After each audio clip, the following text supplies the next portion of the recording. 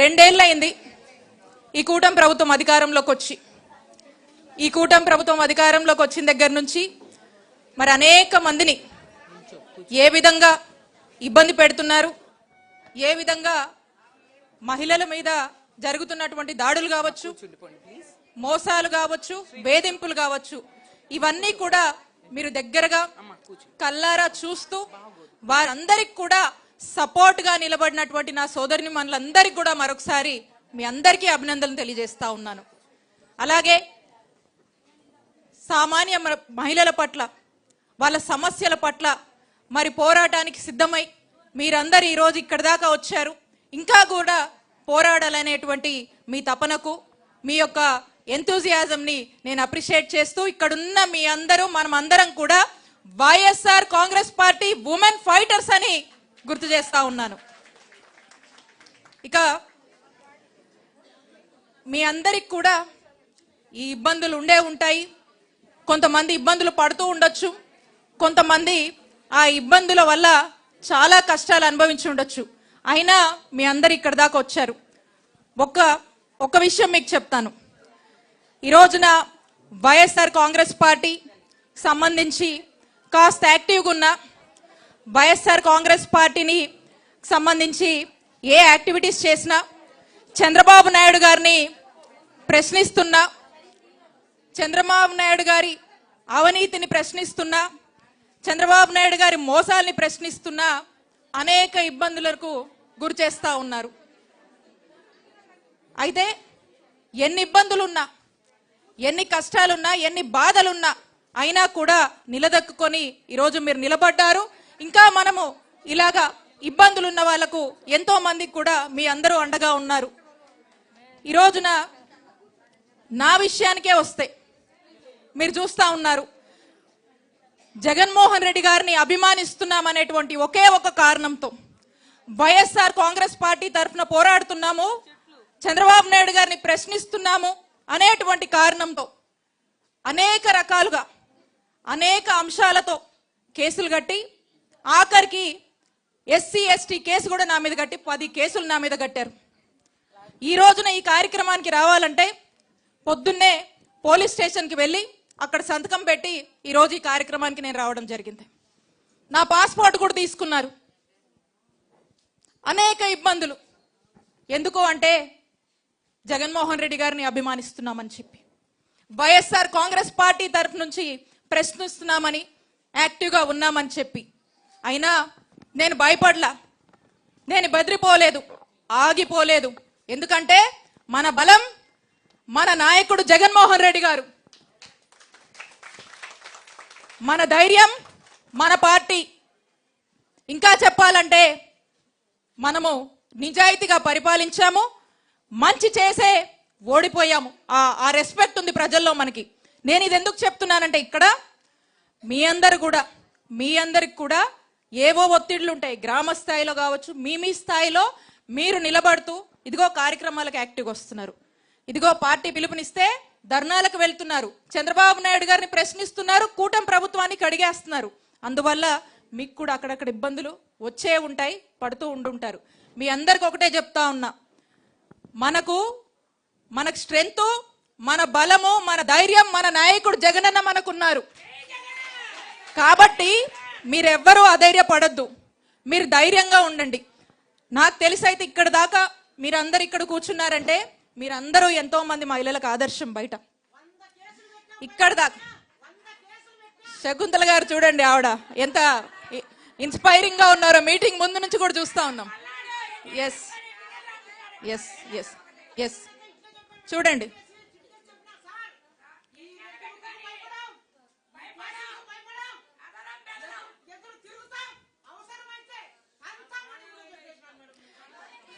ఇక్కడ చూస్తున్నారు అక్క అనంతపూర్ నుంచి.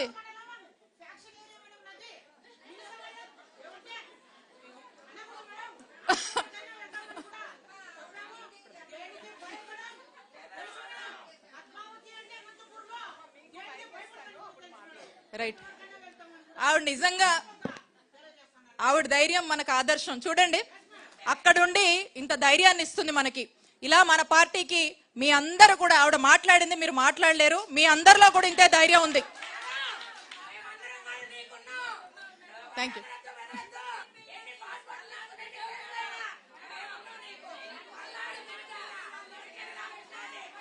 Thank you thank you thank you అమ్మా, థ్యాంక్ యూ థ్యాంక్ యూ అమ్మా, థ్యాంక్ యూ థ్యాంక్ యూ. కాబట్టి ఇక్కడ చూస్తా ఉన్నాం మనం ఎట్లా ఉందో. ఇది వైఎస్ఆర్ కాంగ్రెస్ పార్టీలో మహిళలకి మన నాయకుడి మీద ఉన్న, మన నాయకుడి క్రెడిబిలిటీ మీద, మన నాయకుడి మాట మీద ఉన్నటువంటి నమ్మకం, మనకున్నటువంటి మన నాయకుడి మాట మీద ఉన్నటువంటి నమ్మకం. ఎందుకంటే మనం ఏదైనా మంచే చేస్తాము, మంచే చెప్తాము, మంచి కోసం నిలబడతాము, మంచి కోసం పోరాడతాం. కాబట్టి ఇదిగోండి ఇలాంటి ధైర్యము, ఇలాంటి నిజాయితీ మాటలు, ఇలాంటి బలం అనేది మనకు కనిపిస్తూ ఉంది.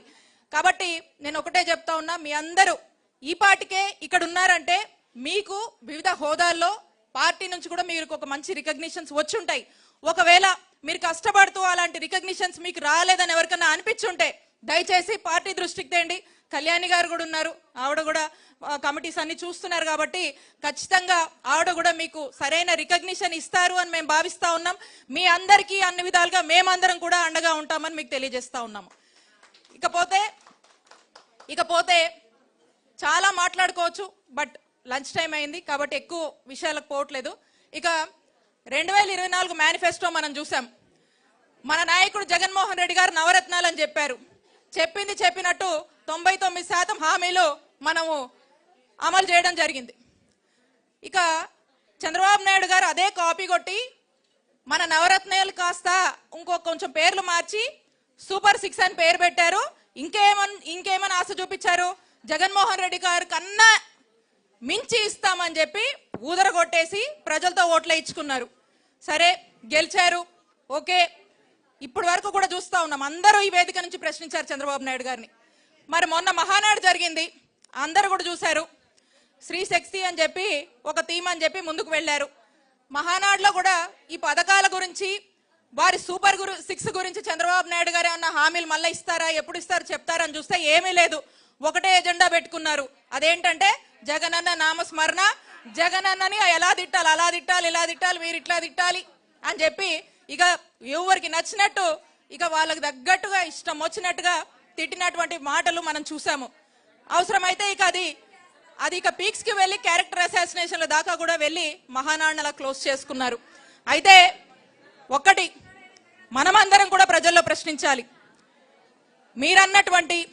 మీరన్నటువంటి మాటలే, మీరు చెప్పినటువంటి మాటలే. చంద్రబాబు నాయుడు గారు ఆడబిడ్డ నిధన్నారు అమ్మా, 1500 నెలకు అన్నాడు కదా. 18 ఏళ్ళ నుంచి 50 ఏళ్ళు ఉన్నటువంటి మహిళలకి అంటే 1500 నెలకంటే సంవత్సరానికి 18,000, 2 ఏళ్ళు అయింది, 36,000 వచ్చినాయా ఎవరికన్నా? దాని గురించి చెప్పరు, 36,000 గురించి చెప్పరు. అలాగే 50 ఏళ్ళు నిడితే ఎస్సీ ఎస్టీ బీసీ మైనారిటీలకి పెన్షన్ ఇస్తామన్నారు. అవి వచ్చినాయా ఎవరికన్నా? రాలా, ఇవ్వరు, చెప్పరు వాటి గురించి. గ్యాస్ సిలిండర్లు అన్నారు, గ్యాస్ కొరత నడుస్తుంది, ఇంకా ఇచ్చే పనిలేదు వాళ్ళకి. అలా ఇక ఏమో మేము ఇచ్చాము ప్రవేశపెట్టామని అరాకొరగా మాటలు చెప్పి దాని గురించి కూడా స్పష్టత ఇవ్వరు. దీనికి చంద్రబాబు నాయుడు గారు సమాధానం చెప్పరు, ఏటికి సమాధానం చెప్పరు. ఇక మన హయాంలో జగన్మోహన్ రెడ్డి గారు ఉన్నప్పుడు మనము మహిళలకి ఆసరా, చేయూత, కాపు నేస్తాం, ఈబీసీ నేస్తాం, ఇలాంటివి అనేక పథకాలు ఇచ్చాం. మహిళలకి ఇచ్చాము, మహిళల పేర్ల మీద ఇళ్ల పట్టాలు ఇచ్చాము. డీబీటీ పద్ధతిలో డైరెక్ట్ గా మహిళల అకౌంట్లకే మనము డీబీటీ నాన్ డీబీటీ పద్ధతిలో వాళ్ళ అకౌంట్స్ కి డబ్బులు జమ చేశాము. ఇక ఇవేమీ కూడా ఈ రోజున లేవు. ఏమంటే మాటలు మాత్రమే చెప్తారు.